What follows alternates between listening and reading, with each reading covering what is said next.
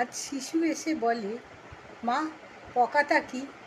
আমি হেসে বলি, পকাতা নয়, পতাকা ওটা, আমার দেশের প্রতীক। শিশু কয়, পতাকার রং কি? আমি বলি, 3 রং।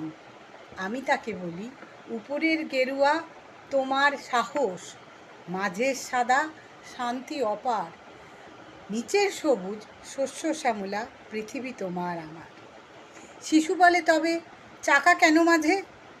আমি বলি, ওটা চক্র, একটা বিশেষ পতাকার সাজ, গতিময় জীবন বোঝায়। শিশু বলে, তবে দাও পতাকা, আমার পতাকা কই? আমি হেসে বলি, ওই দেখো, সগর্বে উড়ছে ওই।